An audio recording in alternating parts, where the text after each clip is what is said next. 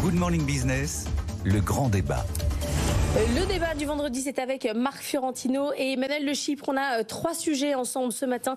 La France et ses chiffres de la croissance mieux que prévu.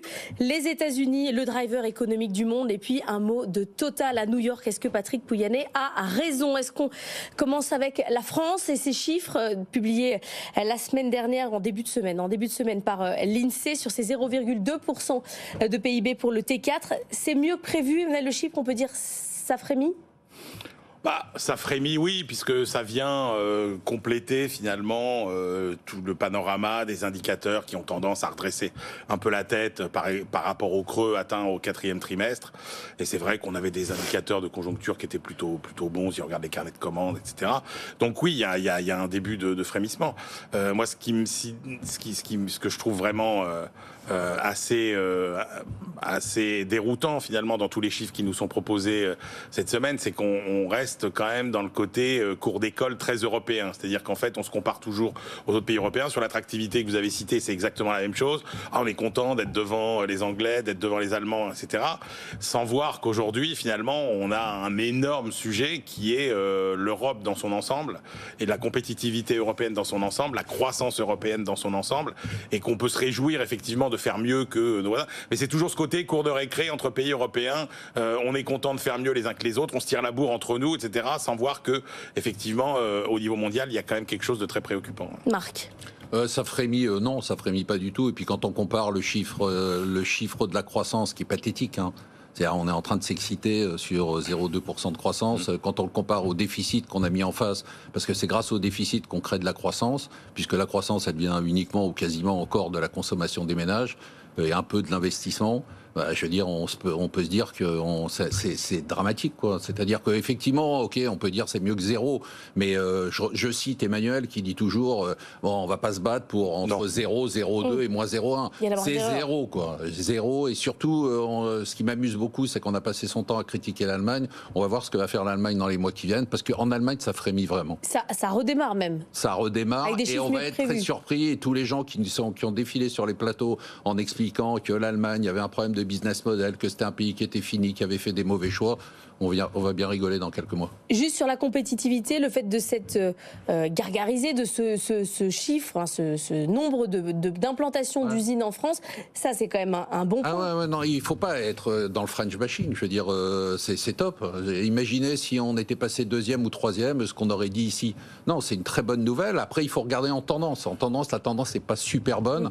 On a quand même une baisse de 5% des investissements. Et puis, bon, on s'aperçoit quand même qu'on est petit à petit en train de se déclasser. On l'a dit plusieurs fois, le PIB par habitant, le rapport du PIB par habitant par rapport au reste de l'Europe, par rapport aux États-Unis, les investissements. Enfin, on sent très bien, si vous voulez, et c'est tout le paradoxe de la France, hein, on sent très bien qu'on est dans une situation, c'est même notre problème, qui est jamais trop mauvaise pour être obligé de prendre des mesures radicales et qui est pas assez bonne pour être dans la course. C'est ça en fait ce qu'on a. C'est ça le mal français. Et donc ça va pas encore assez mal pour qu'on puisse espérer que ça s'améliore. Mais c'est ça le mal français.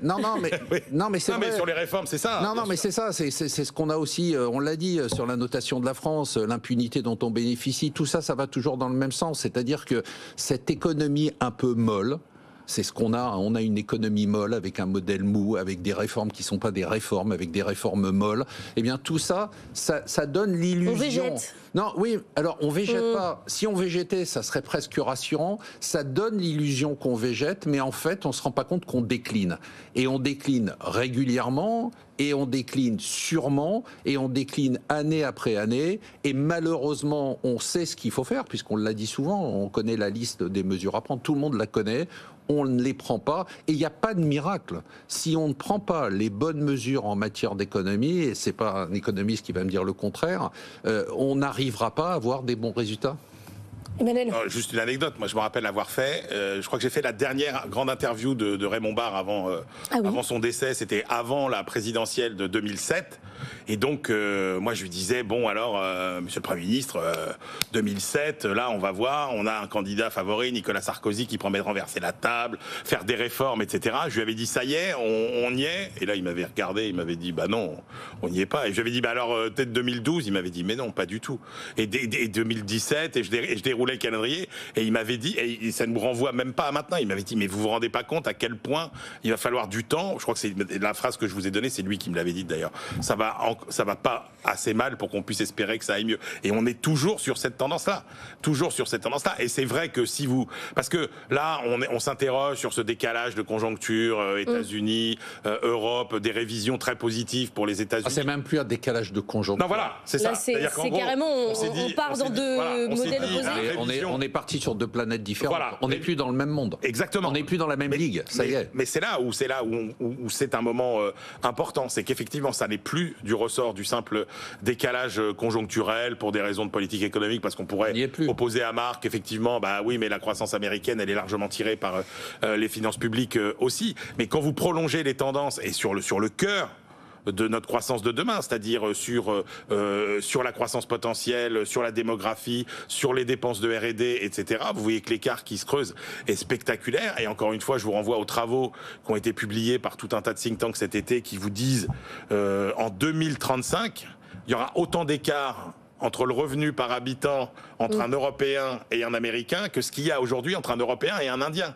C'est pour ça que je parle de déclassement. Donc, et encore, tu parles d'Europe, moi je parle de France, parce que à l'intérieur de l'Europe, la France décline aussi. On l'a vu d'ailleurs dans toutes les annonces.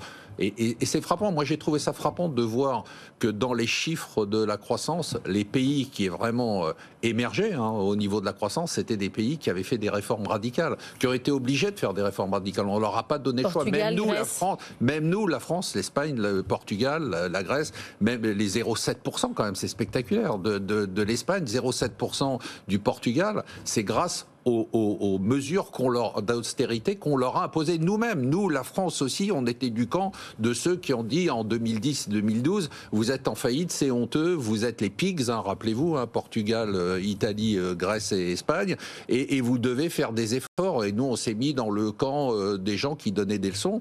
Et puis ces gens-là ont fait des mesures sous la pression terribles, parce que ce qui s'est passé d'un point de vue social en Grèce, c'est juste, quand on voit les manifestations qu'on a en France, ou quand on voit ce qu'on vient de faire avec la SNCF, qui est juste totalement honteux, on imagine ce qu'ont fait les Grecs, et on le voit, et ils l'ont vécu dans leur chair et dans leur portefeuille. Avec des baisses directes sur les retraites. Non, mais là, c'est pour ça, quand on compare. Mais vous voyez bien que, de toute façon, on se rend bien compte que quand on voit ce qui s'est passé à la SNCF, par exemple, ou tout ce qu'on est en train de faire maintenant pour les JO, en train de donner des cadeaux à tout le monde et de donner des avantages qui ne sont pas des avantages ponctuels pendant la période des JO, il faut le dire aux gens qui nous écoutent. C'est des avantages qui vont rester pour les 20 ans qui viennent. Bon, on voit bien qu'on est totalement à côté de la plaque et qu'on ne fait absolument aucun sacrifice et qu'on continue à s'enfoncer. Alors, moi, j'adore quand je vois les débats assez génial, 0,2% avec Bruno Le Maire qui dit c'est formidable, on est reparti. Mais même on va atteindre les 1% sur l'année. On y recroit. Qu'on n'atteindra pas, je pense pas. Enfin, je sais pas ce qu'en pense Emmanuel. Emmanuel, on était plutôt parti pour avec les 0,5. Moi, je suis alors par expérience, je suis toujours extrêmement méfiant avec ces certitudes sur les prévisions de croissance de l'année à venir. Les économistes qui vous disent mais non, pas du tout. La prévision officielle, c'est n'importe quoi. Il se trouve que les années précédentes, c'est plutôt Bercy qui avait eu raison. Pas trop l'année dernière.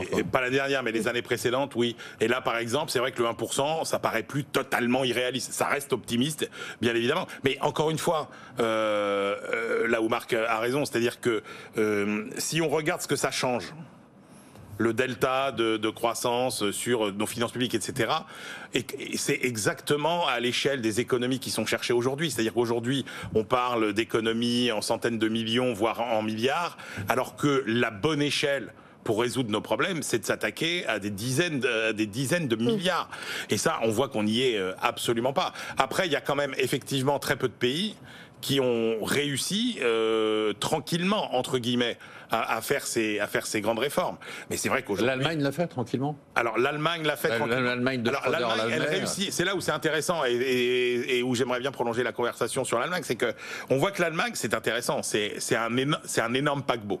C'est-à-dire que l'Allemagne, tous les 20 ans, finalement, Il se réinvente.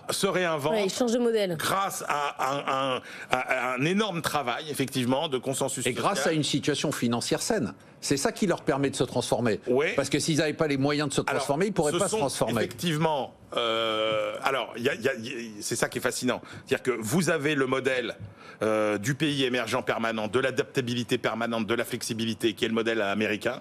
Et puis vous avez ce modèle plus social-démocrate, où effectivement, par consensus, on choisit une direction.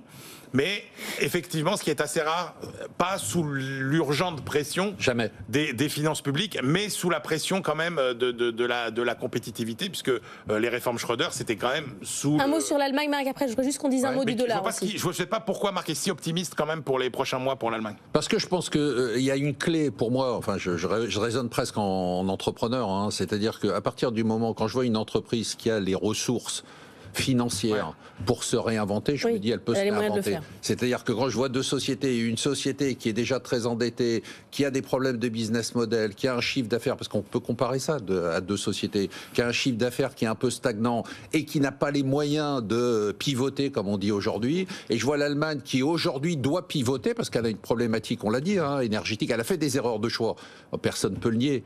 Même moi, mais je veux dire, on a aujourd'hui la possibilité de pivoter totalement. C'est-à-dire qu'à partir du moment où s'il passait simplement d'un endettement de 65% du PIB à 80 ou 85, mais c'est un IRA à l'européenne qui serait démentiel. C'est que les Allemands, on parle de Total après. Les Allemands, ils ont du pétrole, mais est-ce qu'ils ont des idées et que si on se replace, ils ont une idée tous les 20 ans. Alors c'est ce que tu disais tout à l'heure. Ce que j'allais dire, c'est que il y a 20 ans, on a vu émerger la vision que les Allemands se faisaient de leur futur et de leur société. Le problème, c'est qu'aujourd'hui, je pense qu'on n'en est pas encore à ce stade. Oui, parce qu'il y a un problème politique et pas économique. Je suis d'accord, exactement.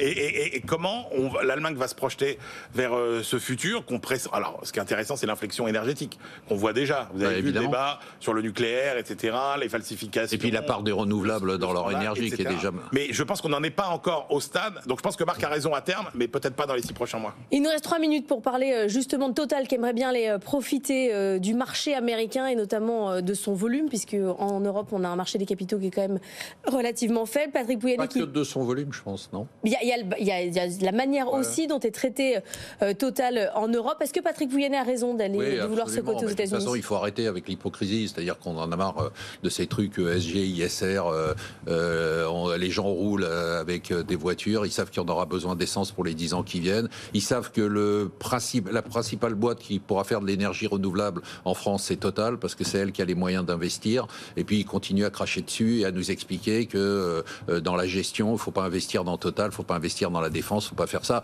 Bon, il y a un moment, je veux dire, quand on est une entreprise, il faut se dire on va là où on est accueilli favorablement. C'est-à-dire que les investisseurs américains, eux, ils ont déjà passé ce point de wokisme financier. C'est-à-dire que c'est fini déjà aux États-Unis. On l'a eu, ça a été très, très rapide, et maintenant, vous pouvez voir, le patron de BlackRock, il est obligé de se protéger physiquement. Il a augmenté sa sécurité physique parce qu'il y a les... À cause de l'ESG. Non, à cause de ces investissements. Parce que l'anti-wokisme est devenu tellement agressif. Donc, c'est sûr qu'aujourd'hui, quand on est dans l'énergie fossile et on parlait tout à l'heure de la vision, et qu'on a la vision qu'il faut faire qu'il faut pivoter, et que Total est en train de pivoter, mais qu'on est aussi obligé de fournir l'énergie fossile dont nous avons besoin au quotidien pour les 15 ans qui viennent, voire les 20 ans qui viennent. Il y a un moment, il faut aller choisir son pays, c'est-à-dire les deux seuls pays aujourd'hui dans lesquels la situation est assez claire, c'est malheureusement la Chine qui en a absolument rien à foutre de rien, et les États-Unis qui, eux, sont cyniques et business-oriented, et donc, eux, la question se pose pas. Donc aujourd'hui, si on veut vraiment... Le problème, c'est même pas d'être mieux valorisé.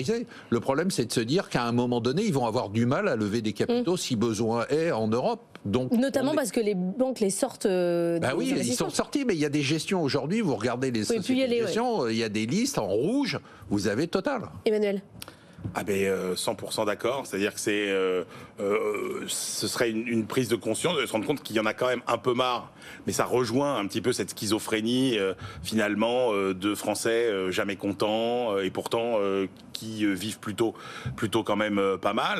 Là, il y a un moment où ça suffit de cracher dans la soupe ou de mordre la main qui vous nourrit. C'est-à-dire que si demain Total n'est plus une entreprise française, moi je pense que c'est quand même important géopolitiquement d'avoir un grand énergéticien français. Évidemment. Et qu'il faut tout faire pour lui, au Évidemment. contraire, lui dérouler le tapis rouge plutôt que de lui cracher à la figure en permanence en lui disant qui fait trop de profits, qui distribue trop de dividendes, qui rachète trop ses actions, etc., etc. Donc oui, mais il y a un moment où il faudra être conscient de ça. Merci à tous les deux d'être venus débattre ce matin dans la matinale.